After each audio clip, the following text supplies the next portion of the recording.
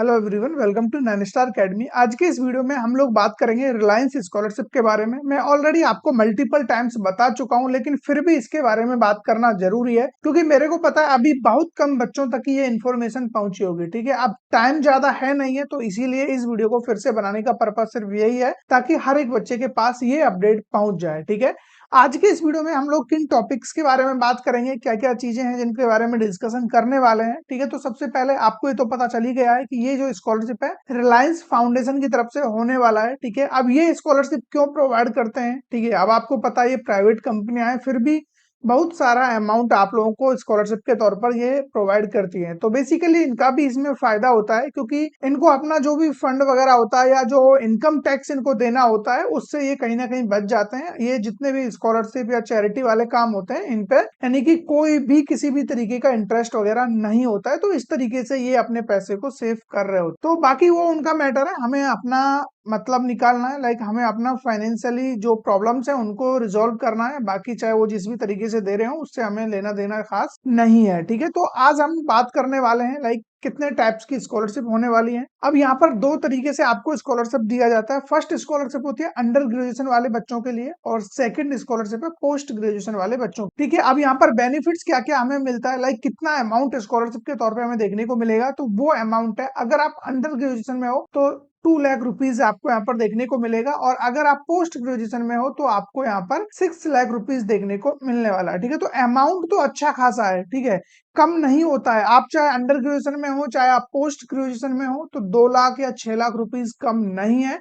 और ये आपको लाइक 1 साल का अमाउंट है। ठीक है, 1 साल में आपको इतना मिल रहा है, तो मान के चलिए लगभग आपका जितना भी खर्च है, चाहे आप किसी भी बढ़िया कॉलेज में पढ़ रहे हो, एक डिसेंट कॉलेज में आप पढ़ रहे हो, तो उसका फीस लगभग इतना ही होगा। तो आपका ओवरऑल ये कि ट्यूशन फीस वगैरह इसमें आराम से निकल जाएगा, तो इतना खास प्रॉब्लम नहीं आने वाला है। ठीक है, इसके अलावा और क्या क्या चीजें हैं एलिजिबिलिटी की मैं बात करूं, अंडर ग्रेजुएशन के लिए अगर हम बात करें तो फर्स्ट कंडीशन है इंडियन सिटीजन होने चाहिए। ठीक है, उसके अलावा 12th में मिनिमम 60% आपका स्कोर होना चाहिए। ठीक है, बाकी फर्स्ट ईयर के स्टूडेंट होने चाहिए। ये स्कॉलरशिप ओनली फर्स्ट ईयर वाले बच्चों के लिए है। अगर आप सेकंड ईयर में हो, थर्ड ईयर में हो, फाइनल ईयर में हो, तो ये स्कॉलरशिप आपके लिए नहीं है। ठीक है, उसके अलावा फैमिली इनकम की अगर हम बात करें तो देखो स्कॉलरशिप के लिए अप्लाई तो आप, अगर आपका फैमिली इनकम 15 लाख रुपए है, ठीक है, हाउस होल्ड इनकम की मैं बात कर रहा हूँ, तो अभी आप इसके लिए अप्लाई कर सकते हो। लेकिन अगर आपका फैमिली इनकम 2.5 लाख या उससे कम है तो फिर आपके चांसेस यहाँ पर ज्यादा होंगे, क्योंकि जो प्रेफरेंस है वो आपको दिया जाएगा 2.5 लाख वाले बच्चों को। यानी कि जितना फैमिली इनकम 2.5 लाख है जिनका भी, उनको प्रायोरिटी ज्यादा रहेगा। अगर मान के चलो जैसे कि सपोज करो उनको 5,000 बच्चों को स्कॉलरशिप देना है और 2.5 लाख जिनका फैमिली इनकम है, वो यहाँ पर टोटल 4,000 बच्चे हैं, तो अब 1,000 जो बच्चे बचेंगे फिर वो 2 लाख से जिनका ज्यादा फैमिली इनकम होगा उनको यहाँ पर कंसिडर किया जाएगा। तो मेरा सजेशन यही है, जिनका फैमिली इनकम 2.5 लाख रुपए से कम है या उतना है तो वो तो हर हाल में अप्लाई करें, और जिनका उससे ज्यादा है तो फिर आपकी चॉइस है, आप चाहो तो कर भी सकते हो और नहीं भी, क्योंकि आपके लिए उतने ज्यादा चांस नहीं बनेंगे। मैं क्लियरली आपको बता दे रहा हूँ, क्योंकि पता चला कि आप बहुत ज्यादा उम्मीदें यहाँ से लगा लो, क्योंकि यहाँ पर जो क्राइटेरिया सेट किया जाएगा, जब शॉर्टलिस्ट किए जाएंगे बच्चे, तो वहां पर इस चीज को बहुत ज्यादा देखा जाता है। ठीक है, फैमिली इनकम को सबसे ज्यादा प्रायोरिटी दिया जाता है, तो उसी के बेस पे ही हालांकि आपका स्कोर भी देखा जाएगा, यहाँ पर एप्टीट्यूड वगैरह भी होता है तो उसका भी स्कोर देखा जाता है, क्लास 12th का भी देखा जाता है, लेकिन सबसे ज्यादा जो देखा जाएगा वो है आपका फैमिली इनकम। ठीक है, इसके अलावा और क्या चीजें हैं जिनके बारे में बात करना है, एप्टीट्यूड टेस्ट इज मैंडेटरी, जिसके बारे में अभी आपको बता रहा था कि एप्टीट्यूड टेस्ट होगा।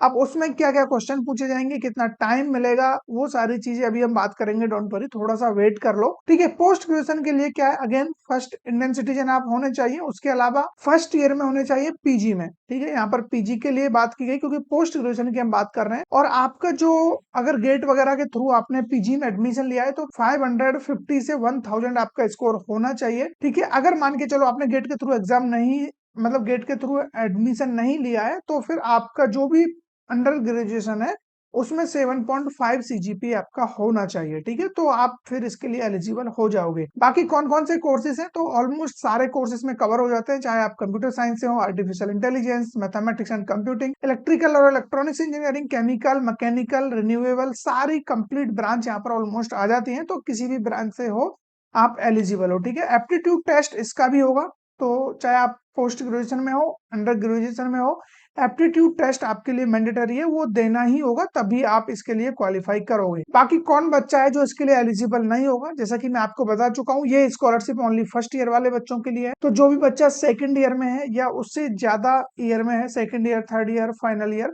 तो वो बच्चा इसके लिए एलिजिबल नहीं होगा। या फिर एक बच्चा जो लाइक ऑनलाइन या रिमोट डिस्टेंस के थ्रू लाइक अपना कोई भी कोर्स कर रहा है, यानी कि नॉन रेगुलर कोर्स है, तो उस बच्चे को भी यहाँ पर इस स्कॉलरशिप का बेनिफिट नहीं मिलेगा। ठीक है, और जिस बच्चे ने एप्टीट्यूड टेस्ट क्लियर नहीं किया है, तो डेफिनेटली वो बच्चा भी इसके अंदर नहीं आ रहा होगा। ठीक है, लास्ट डेट क्या होने वाला है, ये काफी ज्यादा इंपॉर्टेंट है, इसी के लिए ये वीडियो मैंने आज यहाँ पर बनाया है, क्योंकि लास्ट डेट बहुत नजदीक है। 4 अक्टूबर इसके लिए लास्ट डेट होने वाला है। तो अब आप सोच के देखिए, आज 1 अक्टूबर हो गया, तो 3 दिन का आपके पास और टाइम है, उसके बाद ओवर डेट। ठीक है, उसके बाद आपको अगेन यहाँ पर अप्लाई करने के लिए मौका नहीं दिया जाएगा, इस बात को आप लोग समझ लीजिए। ठीक है, क्योंकि यहाँ पर अगर आप लोगों ने एक बार अप्लाई कर दिया, यहाँ पर ऐसे बार बार विंडो ओपन नहीं होती है, जैसा आप यूपी स्कॉलरशिप में देखते हो। बाकी स्कॉलरशिप्स में क्या होता है कि विंडो बार बार ओपन हो जाता है कि चलो ठीक है, आप 2 दिन के लिए और विंडो एक्सटेंड कर दी तो अपना फॉर्म फिल कर सकते हो। यहाँ ऐसा नहीं है, 4 अक्टूबर के बाद आप अप्लाई नहीं कर पाओगे, तो उससे पहले ही कर लेना, जो भी बच्चा इसके लिए एलिजिबल है और जो भी इंटरेस्ट है। उसके अलावा यहाँ पर इंपोर्टेंट डॉक्यूमेंट्स की अगर हम बात करें, तो वो क्या क्या होने वाले हैं इंपोर्टेंट डॉक्यूमेंट्स में। फर्स्ट डॉक्यूमेंट्स आपका जो भी पासपोर्ट साइज का फोटोग्राफ होना चाहिए। ठीक है, उसके अलावा एड्रेस प्रूफ में आपको कुछ भी दे सकते हो, आधार कार्ड वगैरह, परमानेंट एड्रेस होना चाहिए उस पर। ठीक है, उसके अलावा marksheet of class 10th and 12th, दोनों मार्कशीट आपको देनी होंगी। उसके अलावा बोनाफाइड सर्टिफिकेट, जो कि आपके कॉलेज के थ्रू आपको मिलता है जब आप वहां पर एडमिशन लेते हो। ठीक है, उसकी जगह आपको एक एनरोलमेंट स्लिप भी मिलती है, चाहो तो वो भी लगा सकते हो, कोई प्रॉब्लम नहीं। ऑफिशियल आपका डिसेबिलिटी कुछ भी है,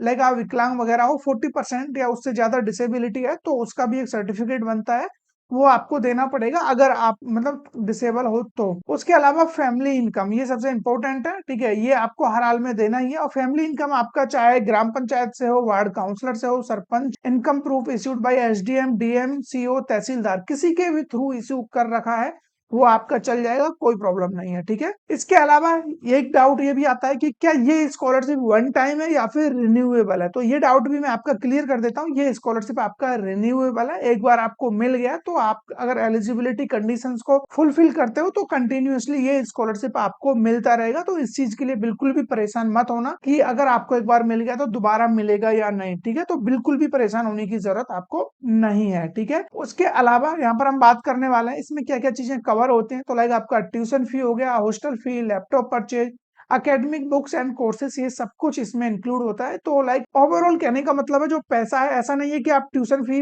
मतलब ट्यूशन फी पे करने जाओगे तभी आपको पैसा आएगा, या हॉस्टल का फी पे करोगे तभी आपको मिलेगा, या लैपटॉप परचेज करने जाओगे तो वही लैपटॉप परचेज कराएंगे, ऐसा नहीं है। अमाउंट जितना भी है वो सीधा आपके बैंक अकाउंट में आएगा।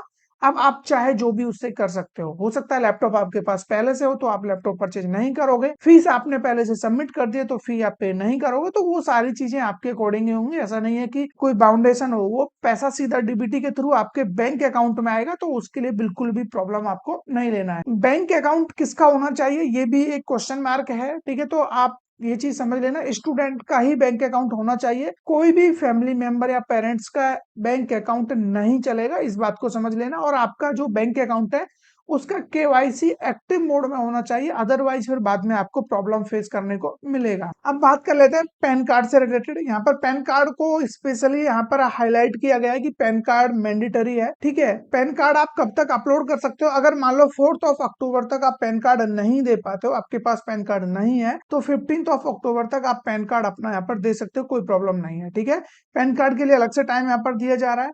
अब कुछ बच्चे हैं जिनके पास अभी पैन कार्ड नहीं होगा और वो चाहते हैं कि मैं जो एक इंस्टेंट ई पैन कार्ड होता है वो मैं अपना इश्यू कर लेता हूं, जो कि तुरंत आपको मिल जाता है। ठीक है, तो क्या वो यहाँ पर चलेगा, बिल्कुल चलेगा, कोई प्रॉब्लम नहीं है। ठीक है, उसके अलावा लाइक आपके पास, हाँ, यहाँ पर एक डाउट ये भी आता है कि अगर आप 18 ईयर के अभी नहीं हुए हो, ठीक है, आप माइनर हो, अभी 18 ईयर के नीचे ही आप आ रहे हो, बिलो द 18 ईयर हो, तो क्या आपको मैंडेटरी है फिर भी पैन कार्ड देना, तो यस, फिर भी आपको मैंडेटरी है।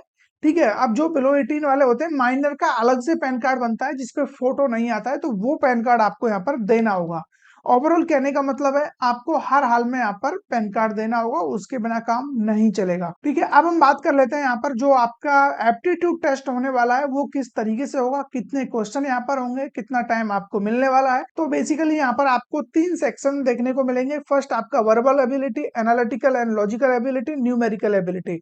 यहाँ पर आपको 20 क्वेश्चन पर, यानी कि आपका जितने भी सेक्शन है पर सेक्शन आपको 20 क्वेश्चन 20 मिनट 20 मार्क, ठीक है। 60 क्वेश्चन 60 मार्क 60 मिनट्स का ये होने वाला है।